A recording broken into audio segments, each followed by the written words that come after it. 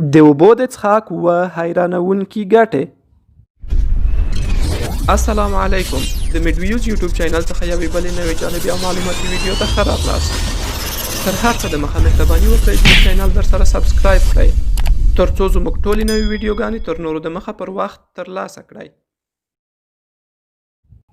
اوبه د ژوند مایع او د انسان د وجود د ټولو حجراتو یو اساسي ضرورت او حیاتي اړتیا بلل کیږي.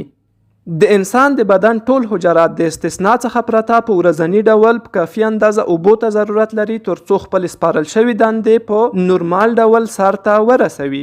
اوبه د لوی الله جل جلاله لخوا انسان ته یوه ډیره خوندوره او با ارزښته ډالۍ ده. په ټولیز ډول اوبه د ځمکې د سطحې 2/3 برخه او د انسان د وجود له 3 څخه تر 90% او یا هماغه 2/3 برخه تشکیلوي. که څه هم د اوبو څښاک په هر حال د انسان د وجود لپاره په زیاته اندازه ګټور تمامیږي، مګر هغه طریقه چې موږ یې دلته درته توصیه کوو کولی شي چې تاسو د اوبو د څښاک له حیرانونکو ګټو څخه برخمن کړي. د دې لپاره چې د اوبو د څښاک له ټولو ګټو څخه برخمن شئ، لومړی اوبه جوش کړئ.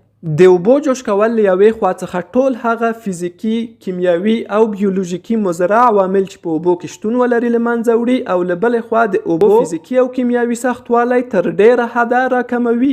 د دې ترڅنګ په اوبو کې هغه مضره عضوي او غیر عضوي مواد چې د انسان د بدن بیلابیلو غړو ته زیانمن تمامیدلی شي په زیاته کچه له منځه وړي.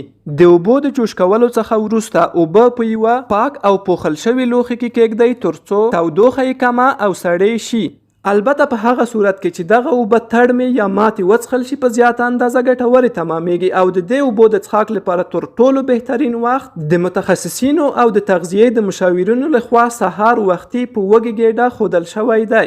د تغذیې د مشاورینو په وینا تر ټولو مناسبه طریقه دا ده چې هر سهار په وږې ګېډه له 4 څخه تر 6 ګیلاسو پورې اوبه وڅښل شي. البته دا ټکی هم د پام وړ دی چې د یوه کاهل انسان وجود په 24 ساعتونو کې لږ تر لږه 2 لیتره اوبو ته اړتیا لري. په هغه صورت کې چې تاسو د اوبو د څښاک په هکله پورتنۍ توصیې عملي کړئ، د اوبو د څښاک په پایله کې د لاندې روغتیایي ګټو څخه برخمن کیدلی شئ. لومړی، د اوبو زیات څښاک د نورمال وزن په درلودلو کې مرسته کوي. د اوبو زیات مصرف د بدن د میټابولیزم د تیزیدلو او پیاوړتیا سبب ګرځي چې په پایله کې د بدن اضافي وزن نیول کیږي. په همدې اساس د اوبو زیات مصرف کول کیدای شي د انسان سره د مناسب وزن په درلودلو کې په زیاته اندازه مرسته وکړي.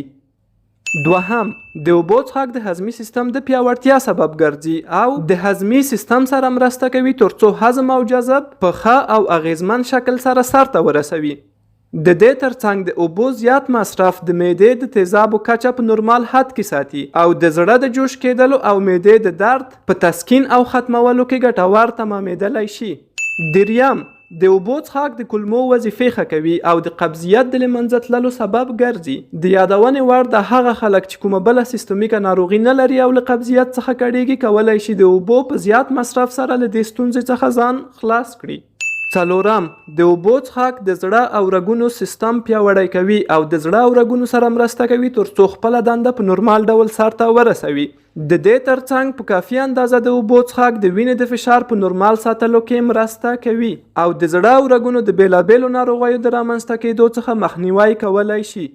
پنځم، د اوبو زیات څښاک د بولي سیستم د غړو د نورمال ساتلو سبب ګرځي او د پښتورګو، حالبونو، مثانې او احلیل د بیلابیلو ناروغیو د رامنځته کېدو څخه مخنیوی کوي.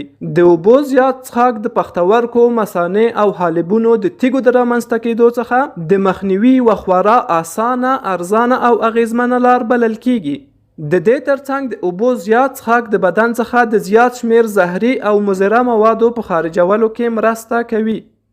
شپږم، د اوبو څښاک د ځلانده، سالم او ځوان پوستکي په درلودلو کې مرسته کوي.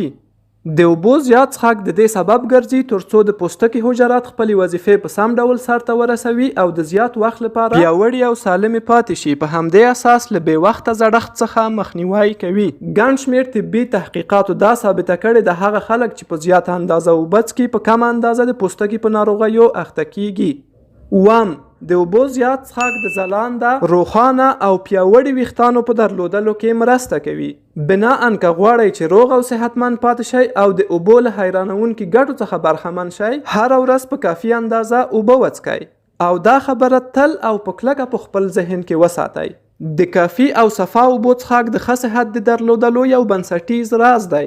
بناً اوبه وڅښئ او اوبه وڅښئ ترڅو ښه صحت ولرئ. هیله ده چې ویډیو مو خوښه شوې وي. دا چې ویډیو مو تر پایه ننداره کړه، نړۍ مننه.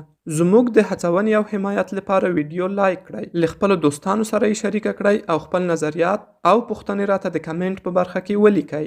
تر بیا لیدو مو په لوی الله سپارو. بریالي او سرلوړي اوسئ.